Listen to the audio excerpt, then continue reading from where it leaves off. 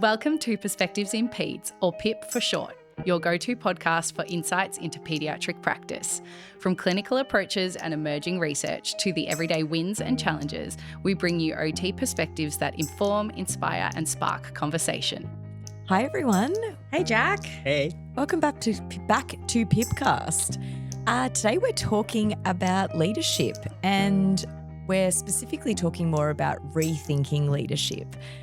So today I'm joined by Caitlyn and Gabs.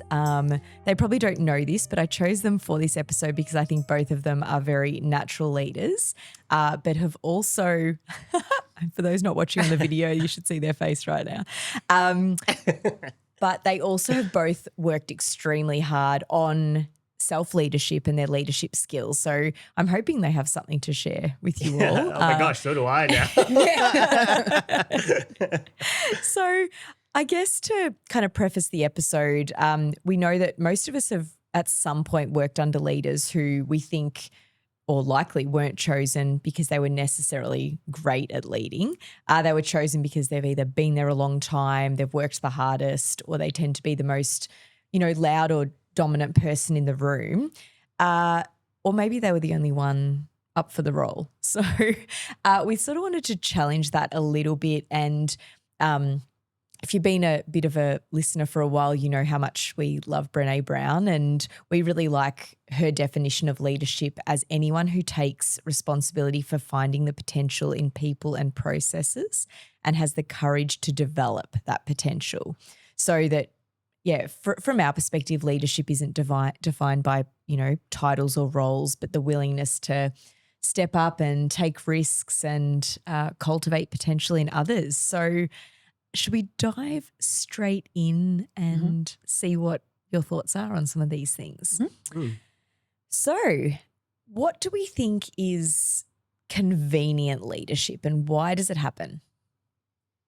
Well, I am in an interesting spot here about wondering why I have been invited on the podcast because I have worked here the longest. I am one of the loudest. How convenient.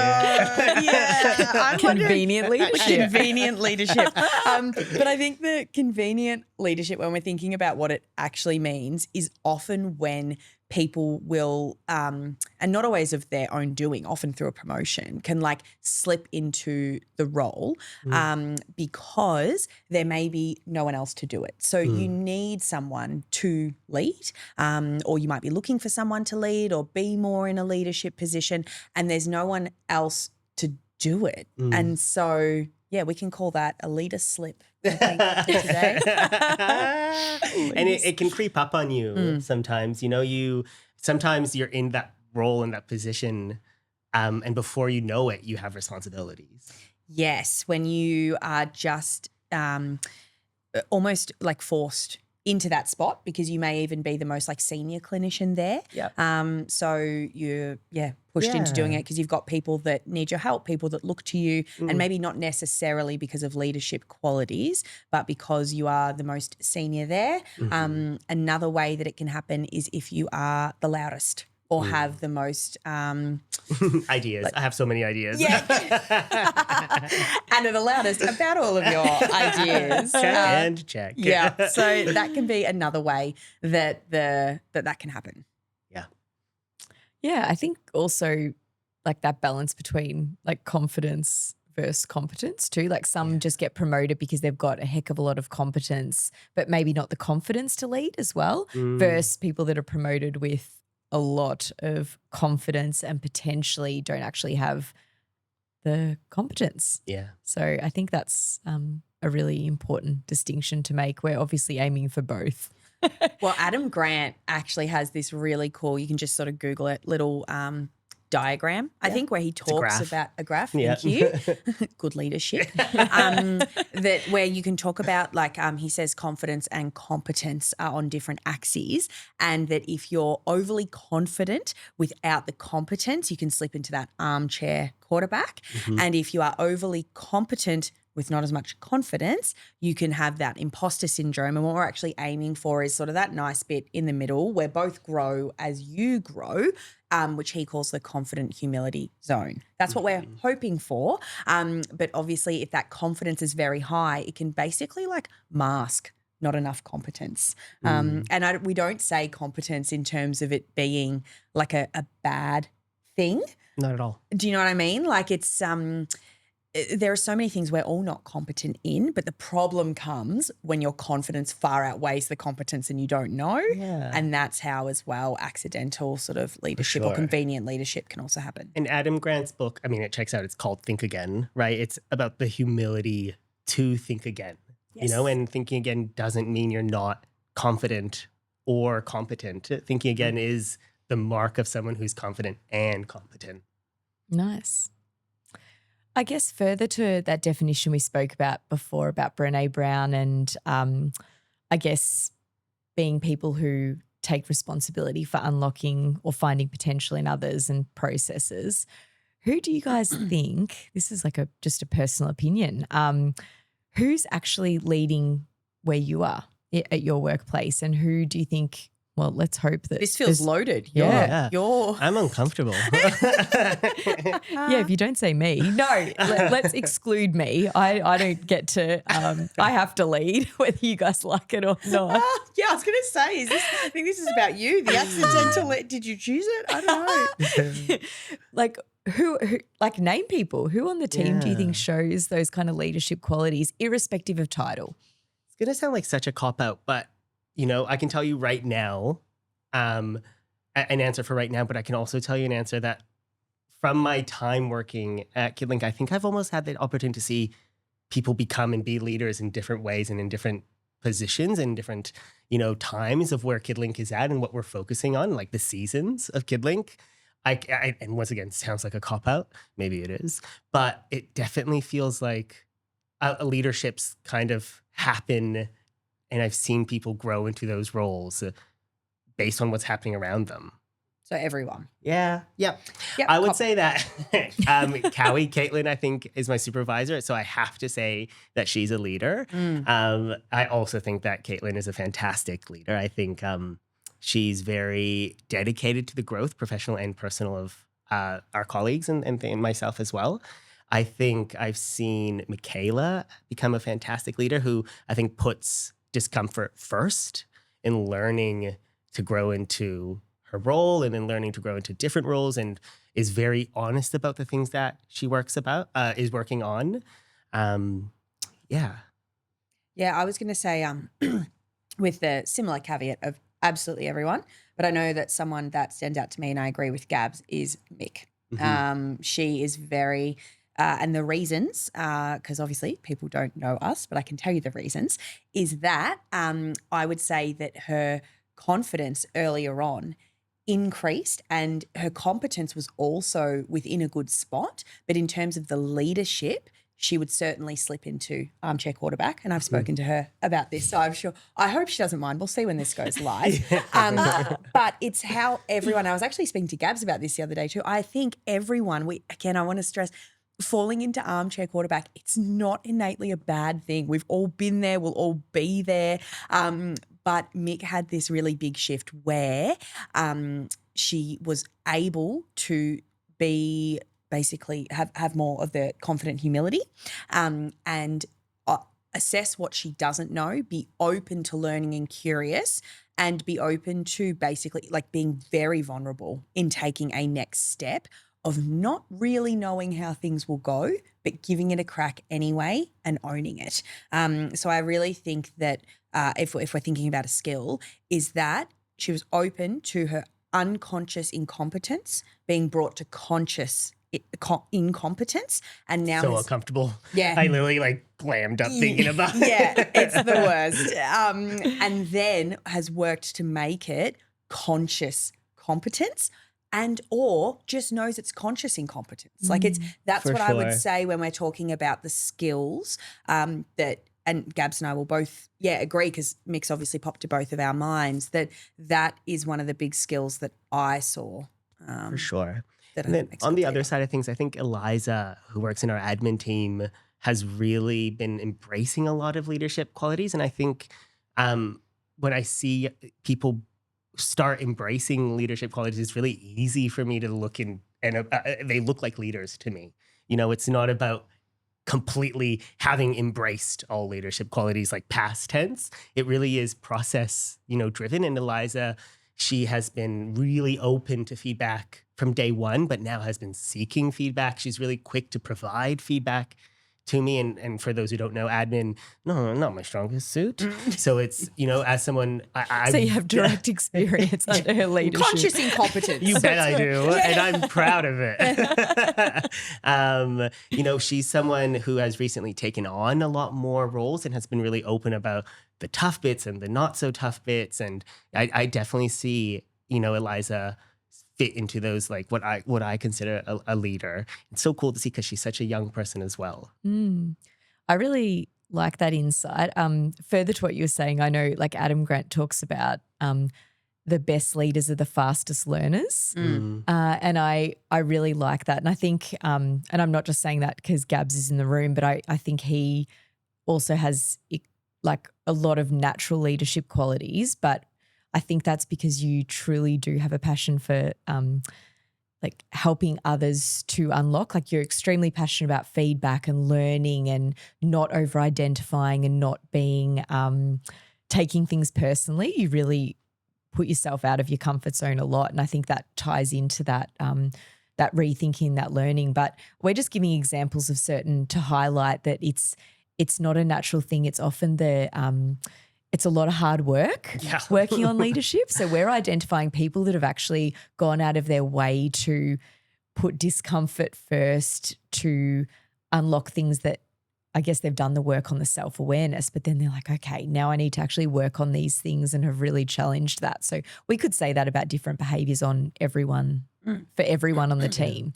But I think we just want to stress that it is hard work, and I guess that's what, if you're interested in being a leader, official or otherwise, to really look deeper, not outward, I think, in terms of responsibilities. Yeah, and in summary, like what we've just gone over, leadership, I would say, is clearly it's a collection of behaviours or behaviour, not a position. Yeah. So that's probably a big difference. And someone who also taught me, it's stuck with me, one of our previous colleagues, Ruth, said that if you have influence, you're a leader, whether you like it or not.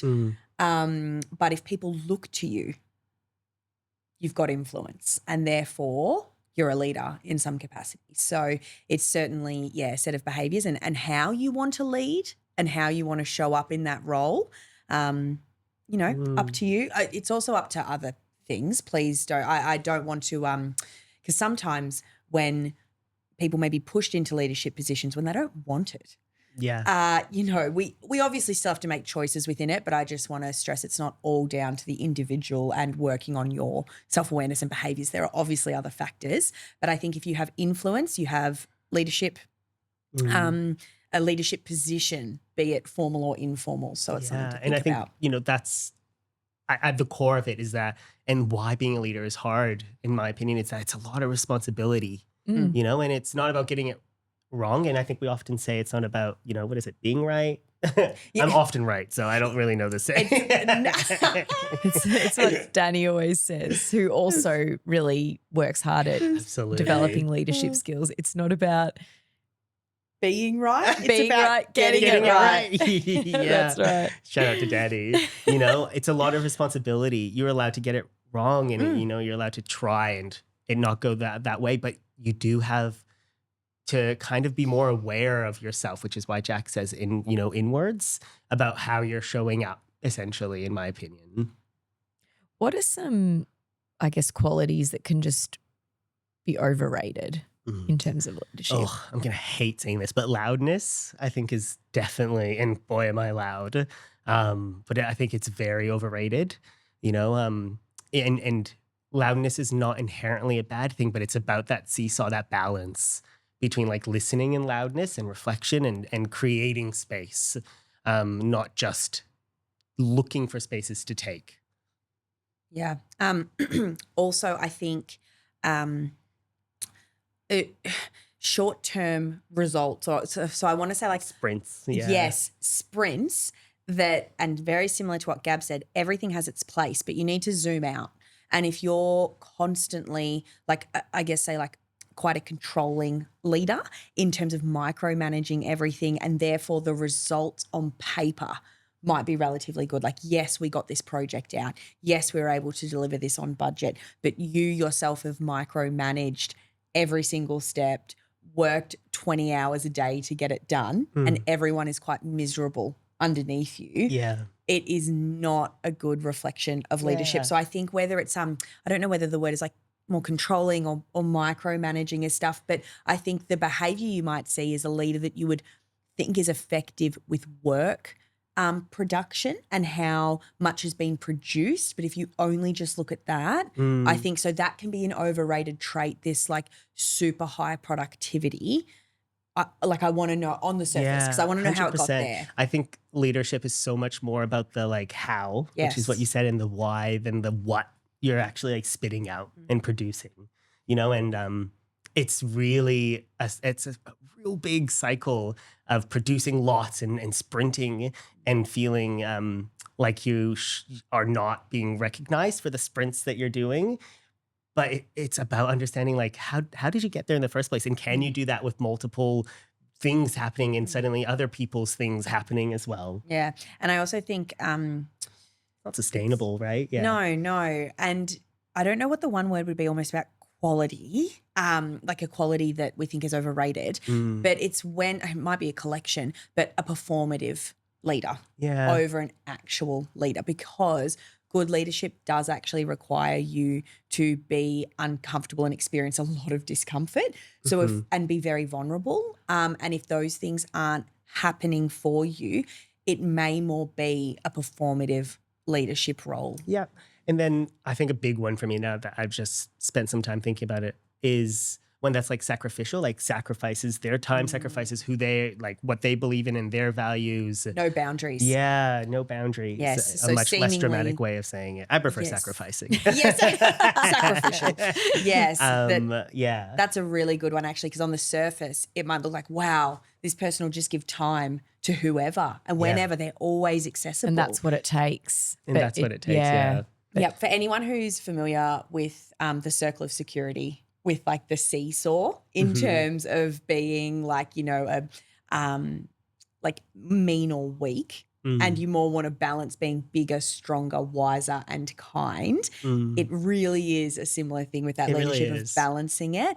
And I think, but correct me if I'm wrong, what Gabs is describing is when it can almost go a bit weak, where you're just kind and being like, no, I'll help. But then it's not being that helpful. And I more have the tendency, and what I've had to work on and watch is I am much more like quick to be mean. Just like, I know better, here's better, now do better. And it's that balancing act. I think, And they rebound, right? Like I'm so weak for so long that I'm suddenly rebounding to mean when I cannot take it anymore. Yes. And it can be similar the other way when you lean into mean so often that one person mentions something and it hurts and you rebound to weak and you're having a hard time finding that balance. Yeah.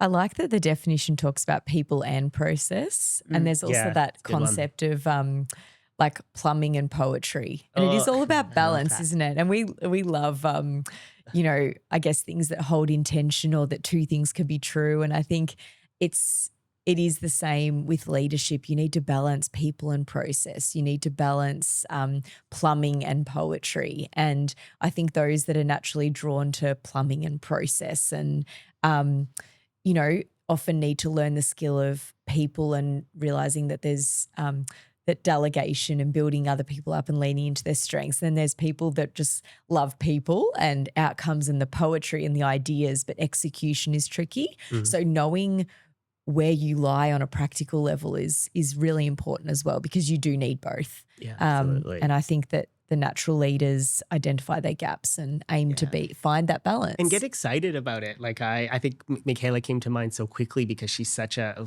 for lack of a better word, like plumbing kind of person. And I often, you know, talk about Mick as if she's often in the trenches doing like the trench work. And I you know, at first I had a hard time understanding how, you know, that was like, what is that not menial, you know? But now it's so much bigger than what I used to think it was. And it actually like pumps me up. Like it's exciting to see what makes brewing up there and things like that. And Chelsea's the perfect example. Like she holds us up. She's our practice manager in terms of plumbing and process. Like we would be absolutely stuffed without all of that. But on the flip side, like she has to work with every single person on the team on very different levels. So has to just adapt and change and meet people where they're at all the time as well, and has worked incredibly hard on that skill as well. So yeah, it's interesting. I think I guess moving on to, there's some of the things that we don't necessarily value or that gets overrated, but what actually matters when it comes to leadership? Let's give people a bit of a, for those that are interested in leadership or just need more awareness of the fact that they're a natural leader and don't get any credit for it. Let's talk a little bit about vulnerability first and, you know, why that matters and what that looks like.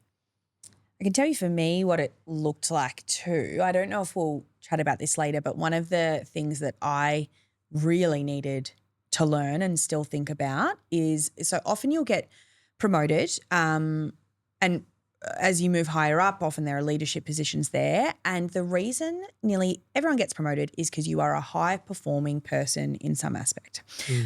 Obviously we move through promotion anyway, but let's say you fast track it. It will pretty much always be because you've been high performing in your individual role. You are a me thinker and you move from me to we so quickly. I used to be one of the highest performing members on the team for seeing clients, your billables, all of that sort of stuff. And a skilled clinician. Oh, yeah. And that. Yeah. She's just turning out numbers, you know. Just numbers. Just a cog in the machine. 24 hours, 7 days a week. And that is how often you will be recognised and be moved up.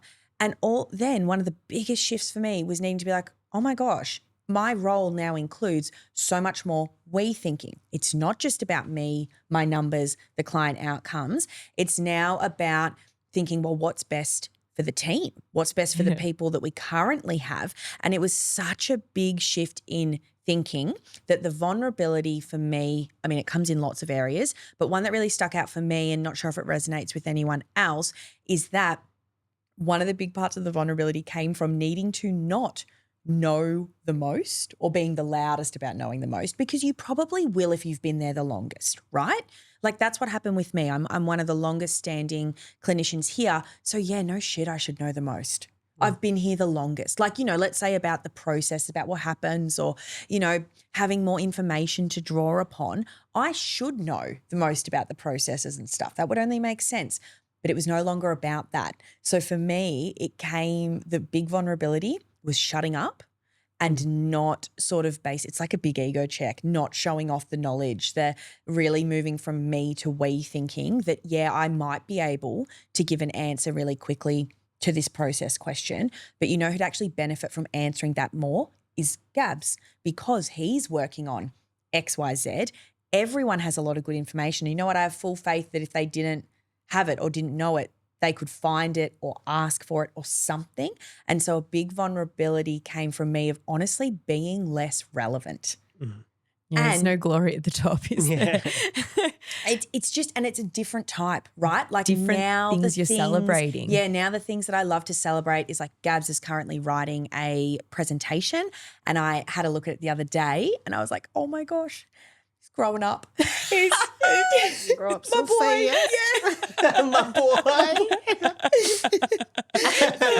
But I read it and he's had pretty much no oversight from me. And I was just like, wow, this is huge. He's been able to, because Gabs is a poet, I am a plumber. And so we work together to blend that all of the time. But one of the things that I've been so proud about seeing for Gabs is his ability to translate all of his excellent ideas into now information that can be transferred to others, because like you said, you need to have that blend. Like, you know, we can't just talk ideas. There needs to be some sort of format, you know, given the time. But I felt so proud looking at this presentation. And that is now the stuff that I celebrate. But that's a big transition. Yeah. That's not my work. I now don't present things that people are like, wow, great job on this. How do you know all of that stuff? That's actually not what gets told to me anymore. It's seeing other people accomplish things, which still feels awesome, don't get me wrong. But that is actually one of the biggest shifts I've found. And so I would say that vulnerability really matters. And for me, it came in the form and still comes in the form, but of really like the biggest ego checks. Yeah. My gosh, it feels like a surprise party for me. Yay. I think since we're, talking about vulnerability for ourselves, and I think vulnerability really is, you do have to kind of dive in deep and potentially be ready for a little bit of an identity crisis, like Callie was saying. And it was actually quite similar for me. And it was a big conversation that I had with Jack about that there is a world where right time, like the thing you're working on has to match what you're doing in your career and at what point you are in your career. And that it's not that it's not important, but it's not the thing you should be working on right now. And then when you wrap your head around that, you start to learn more and more about other people's own races. And it was a big shift that, if you had asked me, 2 years ago, if I run my own race, I'd be like, yeah, 100%. And it was a shock to my system to realize that in my 4 years as an OT, I have been focusing so much on everyone else's races and not myself. So that was my big component of vulnerability of challenging something that I thought I knew that I absolutely did not even scratch the surface yet. I love that. Thanks for sharing, guys. Yeah. Yes. And just some other ones, just being all right to say, I don't know. Yeah, I was wrong with this. I need help with that. I think we're really lucky with our team that everyone's quite good at that. And again, I want to stress that sometimes these things are really hard depending on your workplace. And if it's not feeling psychologically safe, that's obviously extra hard. But when we're talking about modeling those leadership behaviors, you've got to really lean into saying that I don't know, or I actually have no idea, which for me is also a big thing for me with supervising. I know I was going to say the same. I'm Caitlin's supervisor. So I think it's that same idea that I no longer know the most in the room. I don't have a current caseload at the moment. So having that conversation even with Caitlyn and saying, I might not always be the best supervisor for you, and there may be things that I can't answer, and you may need to get external support with A, B, and C. And that's a hard pill to swallow as well. But actually, that's a really good example though, because I really value that, and that I think is good leadership, because I would say quite unhappy or disgruntled probably if Jack was like, no, I know enough to tell you this, even though she doesn't. And then you're not having that access to other options and opportunities to further your growth. And that would really piss me off over time. So I think that that's a very good example of someone who is, if we're talking about that balancing act on the seesaw, bigger, stronger, wiser, and kind, all of those things. So I think that's a very good example too, because she's allowing me to grow and to build my skills, and it's not driven by your ego of being like, well, I need to know more. Thanks. Flowing onto that in terms of how we manage those uncomfortable feelings, leadership requires. I think we should finish the podcast. Yeah, you're breaking up. It's a Zoom call. Self-regulation. I think it can be a really underrated skill, and we've all heard about bosses that just lose it or become overly emotional, and that you're really worried to say things because you're going to hurt their feelings, or there'll be tears, or all of those kinds of things. So I guess there's a balance that I think leaders have to find between vulnerability and openness, and balancing that with self-regulation. Do you have anything to add to that? Yeah. Look, your emotions are not your actions, right? As a leader, it's okay to feel embarrassed and insecure and confused and angry, your actions, like everyone else, but particularly if you're a leader, they need to be, appropriate and fitting, and you do have to regulate yourself enough that your actions remain like leadership material. Yeah. And then something I think I mentioned it a bit earlier, but it's a bit about the me to we thinking, but more the being able to zoom in and zoom out. So the concept of zooming out has been very paramount to me, I think, doing a better job at leading, because no matter, like what Gab said, I love that your actions your emotions and actions are separate. They don't have to be linked as such. So zooming out for me meant being able to stay anchored to the purpose of whatever you're doing. I'm going to use the example of, like, we have a planning day where we all get together and we sort of talk about what our next steps are, what's the direction, we divvy up any jobs that need to be divvied up, all of that sort of stuff. And for me, I can find that day, or I used to more, quite dysregulating because it's a lot of noise, it's a long day. I feel like before I improved my leadership skills, I would be doing some internal eye rolls around, like, oh, I just know the answer. Can we just cut the discussion, like make this quicker? But now I've learned to, I feel less annoyed because I've been able to zoom out, but it's seeing the bigger picture and being anchored to the purpose of what you're doing. This stage isn't just about me. I'm thinking about how everyone can develop their skills in different areas. So yes, even if I'm tired during this planning day, even if I have to do so much thinking because I'm trying to coordinate everything in my head, know when to shut up, know when to speak, you need to be able to, like you said, regulate your emotions so that your actions reflect that of a leader. Yeah. And to me, anchoring to the purpose whilst zooming out is really helpful. And it's not easy because you're also thinking about the purpose of, for example, the processes, that like the reason we're here for planning day. And I'm also trying to anchor to where all the clinicians in the room are at and what they need. For sure. So for some people, trying to give them more of a voice or trying to set up an opportunity for that. Yeah. For others, for example, this hasn't happened, but let's say if I knew that Gabs was also working on a similar thing of wanting to be, like, be more curious as opposed to giving information. Gabs is always curious, so this is probably a bad example.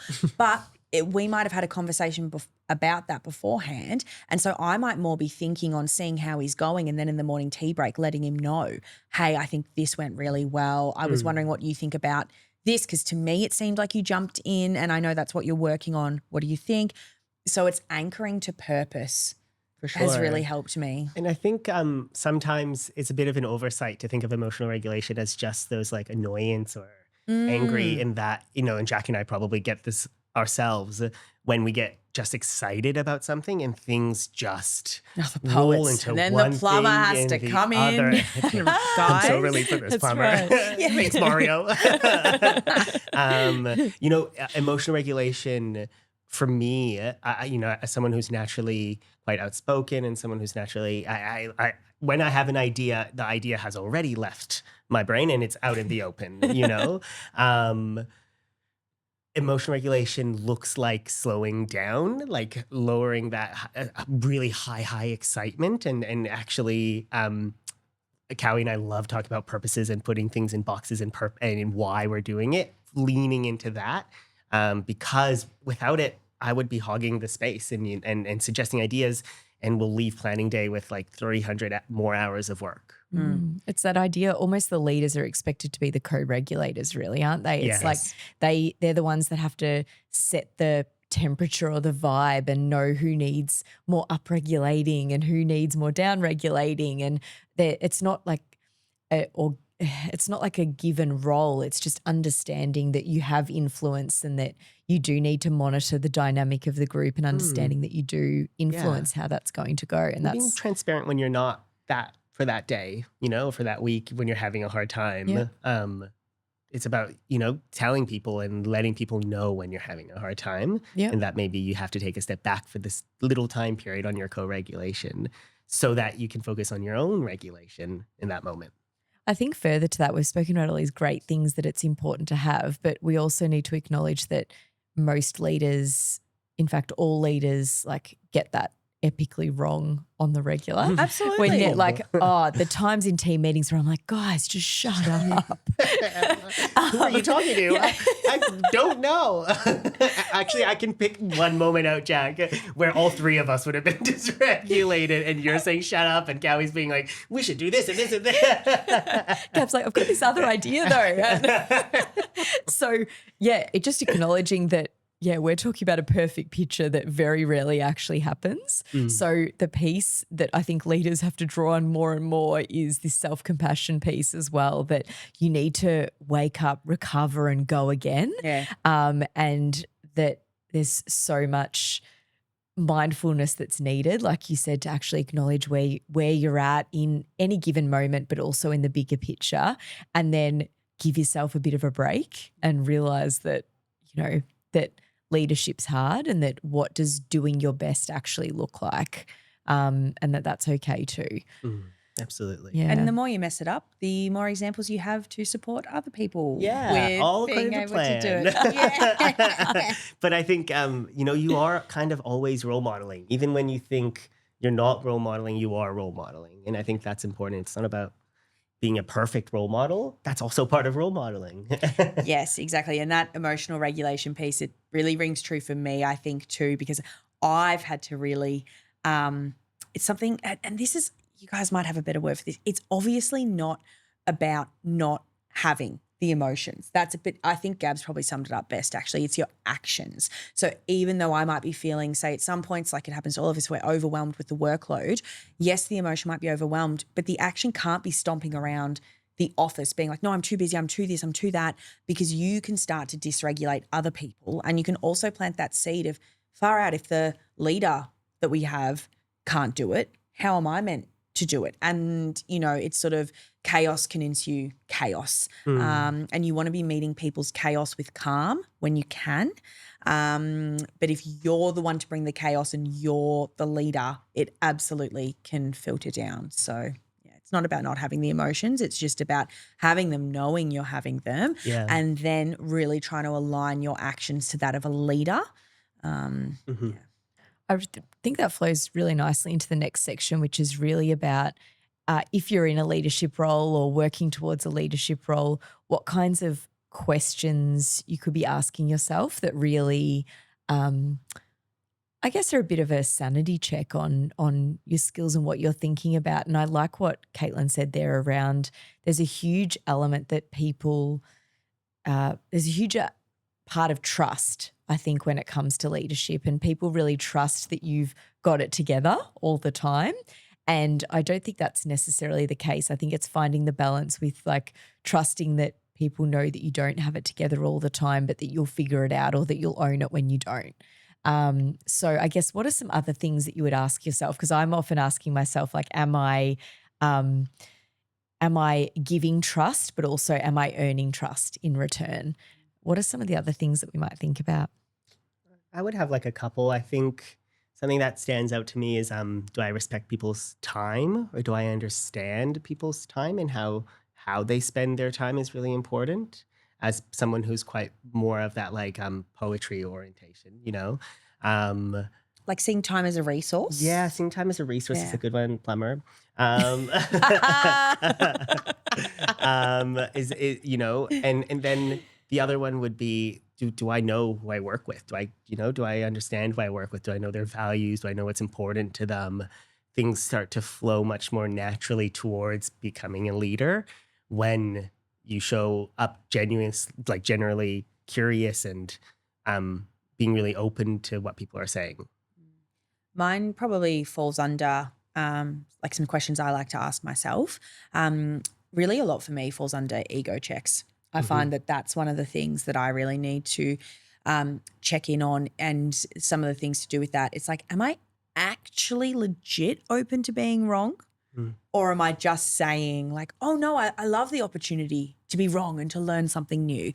Is that performative, or am I actually believing it? And if not, why not? And what do I need to do?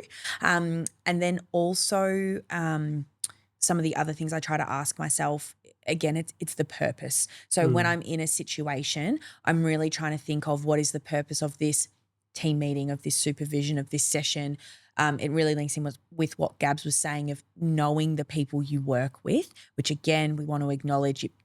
We want everyone to do their best to do it, but it's, depending on your setting and stuff, it's not always possible to know people so deeply. But the more you know, I find the more effective as a leader you can be. Yeah, I think those are really good ones. I also, what came to mind was like, am I having hard conversations with others? I think is really important.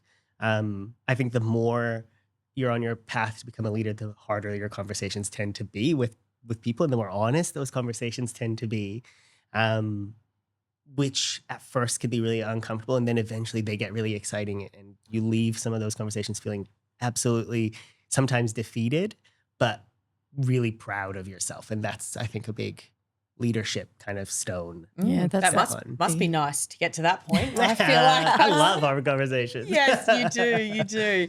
Yes, that's a really good question to ask yourself as well. And I, in my mind, almost link it to the purpose, but it's like, why am I having this conversation? What is it for?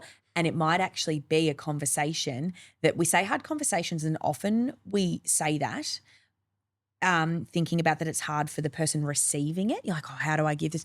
But it should be, and it often is hard for you too. So that's something that when we're having hard conversations, I really like to think about what is hard for me, what do I think will be hard for me, and how am I going to navigate it so that I actually lead this person well. Again, it's that ego check. It's not about me. It's about this other person. And what are the assumptions I'm already making, and what is the anxiety about that? For me, it's about am I being clear and kind? Because I think, it's easy to really seek connection and trust and vulnerability and understand the importance of that, like the dynamic that you two have.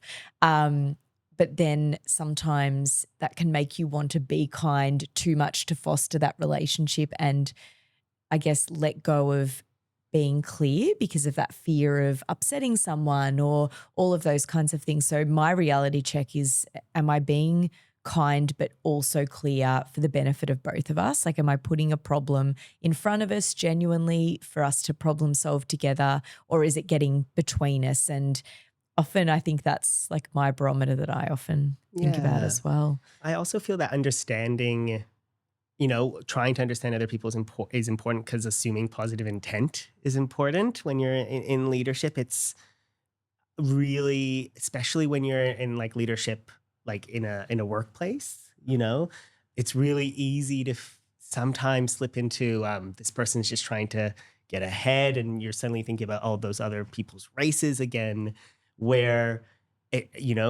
assuming positive intent, it helps you assume that people are trying to do their best, and they're actually also figuring out the same way you're figuring it out. I hope that what we've kind of spoken about up until now has helped leaders to think about other qualities that they can look for in their employees that they are thinking about promoting, and understanding some of those qualities that really matter, as well as obviously being a high performer. People need to be able to, walk the talk as well, because that's that mentoring and that I guess influence piece as well. But I guess what about those that are wanting to move into leadership? What's some practices that people can start from tomorrow in terms of building leadership skills? Moving from me to we. Just even have a think about it. Just in terms of, tomorrow, what can you do where you might be able to zoom out a bit and think beyond what you need out of the interaction, and what could benefit the broader group and or extra person. For sure. And and if you're anything like me, like taking a second and going, what is me to we? And actually asking someone who you think might do we well or me well, and figuring it out, what that might actually mean. Because you do live in that, especially when you've been trying to move towards leadership for a while, you live in that space of like, I know what it is for a long time, So being vulnerable to just actually be ready to hear that it's not what you thought it was is really important. I think actually just taking the time to reflect and ask those conversations, sit down and brainstorm some of the things that you think are your strengths in leadership, some of your blind spots that could be there, and who are the people to ask. I really like what Gab said about, seeking out that feedback and asking others, like your colleagues, people that you trust and have connection with, and not necessarily the people who are going to tell you what you want to hear. Yeah. And going to the people that, yes, there's an element of trust, but they might be a different person. They might be more of a plumber versus a poet. Really leaning into that and then turning it into action, I suppose, a little bit as well. And look at Adam Grant's stuff. Yeah, it actually is. Reading really helps. Yeah. Like doing that stuff, it's really fun and it really helps, and it can be really exciting to try to put some stuff into practice, especially if you feel like your workplace doesn't do some of these things. It can be pretty exciting to bring this into a workplace. And even with Adam Grant stuff, I've got a lot out of it, but even one of the things is it can show you a lot of what you don't know, but also gave me names to things that I didn't know. Like, when you try to describe something, but it's quite long-winded, even that confident humility, like that graph that he made, even that I refer to a lot now within, even supervision and things like that. That's just given me a concept to put around something that was like a muddle of thoughts. So you'll get, I think, some really good wording and language from looking at that sort of stuff. And on the self-compassion side of things, if there's something in a book and they've been able to add a name to it, you best believe other people are feeling it too, so it connects you with other people in separate workplaces and different, workforces. Because if we manage to name armchair quarterback, other people also experience it too and get that shock of like, oh gosh, I'm that guy in the armchair, So, read up. Yeah, I really like that. All right, couple of questions to end. Gabs, if a listener takes one thing from this conversation, what do you hope it is? Oh, you said Gabs specifically. I would say take a step back and recognize if you feel like you are focusing on other people's races and what they're doing instead of your own race, and understand that your race might look like a bit of a marathon right now, and it might have a little short sprint and then another marathon, and that might look very different to other people's. Gowie? Sorry, I was listening very hard, so I forgot the question. Can you? You got to be vulnerable. You got to speak up. Right? Yeah, you got to speak up when you don't know. You could have faked it. Is it one thing to take away? Was that? Yeah. What's one thing you hope a listener takes away from the conversation? Yeah. That leadership is a set of behaviours, not a position. Which is really nice, because hopefully that makes people think that, hey, no matter what position I can be a leader, and that leaders, obviously, like with any skill, some people may have more of a natural talent for X, Y, Z, but leaders can be made and are made. Yeah. Look for the potential in people. Yep. Which I know sounds real airy-fairy, but it really is. So much of it really is understanding that everyone has their own potentials and different ways of fulfilling that potential. For me, I think it's that you don't need permission to start leading. I think you can. There's so many things outside of your control when it comes to leadership. But there's so much within your control. Thanks for joining us. Thanks. We hope people got a lot out of that conversation. I certainly did. And thanks to Gabs and Cowie for their vulnerability in answering the questions. And we'll see you next time. Bye. Thanks.